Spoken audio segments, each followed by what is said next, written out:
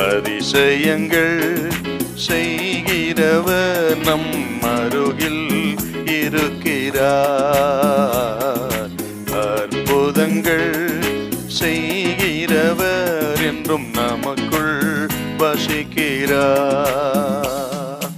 கொலோசியர் 1:19 சகல பரிபூரணமும் அவருக்குள்ளே வாசமாய் இருக்கவும் அவர் சிலுவையில் சிந்தின இரத்தத்தினாலே சமாதானத்தை உண்டாக்கி பூலோகத்தில் உள்ளவைகள் பரலோகத்தில் உள்ளவைகள் யாவையும் அவர் மூலமாய் தமக்கு ஒப்புரவாக்கி கொள்ளவும் அவருக்கு பிரியமாயிற்று. உலகத்துல ஒரு மனுஷனுக்கு சமாதானம் எப்படி வரும்னா, வேற எந்த விதத்திலும் சமாதானம் வராது. இயேசு கிறிஸ்துவின் இரத்தத்தினால் மீட்கப்பட்டால் மட்டுமே, இயேசுவின் சிலுவை மரணத்தினால் மட்டுமே உலகத்துக்கு சமாதானம். அதுதான் நிரந்தரமான சமாதானம். ஏசாயா 53:5 வாசித்து பார்த்தீங்கன்னா, நமக்கு சமாதானத்தை உண்டு பண்ணும் ஆக்கினை அவர் மேல் வந்ததான். நமக்கு சமாதானத்தை கொடுப்பதற்காகத்தான் இயேசு சிலுவை மரணத்தை ஏற்றுக்கொண்டார்.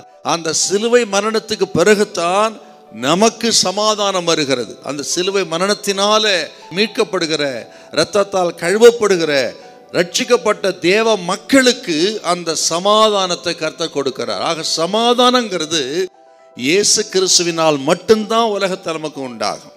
சில நினைக்கலாம், நாங்கள் சமாதானம் இல்லையா, நாங்கள் பணக்காரராக இருக்கிறோம், வசதி வாய்ப்புகளோடு இருக்கிறோம், எங்களுக்கு ஒரு குறையும் இல்லை, ஆக நாங்கள் நிம்மதியாக இல்லையா என்றெல்லாம் கேட்கலாம். அந்த சமாதானத்துக்கு பேர் தான் ஆண்டவர் சொன்னார் உலகம் கொடுக்கிற சமாதானம். அந்த உலகம் கொடுக்கிற சமாதானம் நிரந்தரமானது கிடையாது. ஆக பணம் இருக்கிற வரையிலும் சமாதானம் இருக்கும், பணம் போனால் அதுவும் போயிடும்.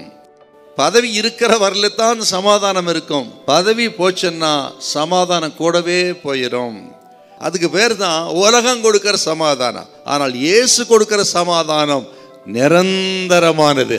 ஆகவே தான் ஆண்டவர் இயேசு இந்த உலகத்தில் வந்த பொழுது லூக்கா 2:14 சொல்லுகிறது, அவர் வந்த பொழுது பூமியிலே சமாதானம் உண்டாவதாக, மனுஷன் மேல் பிரியம் உண்டாவதாக என்று தூதர்கள் பாடினார்கள். ஆக இயேசு கிறிஸ்துவின் வருகைதான் பூமிக்கு சமாதானம். ஆக இந்த சமாதானம் யாருக்கு? இரத்தத்தால் மீட்கப்படுகிற மக்களுக்கு. அப்படி மீட்கப்படவில்லை என்று சொன்னால் சமாதானத்துக்காக காத்திருப்பது வீணல்லவா?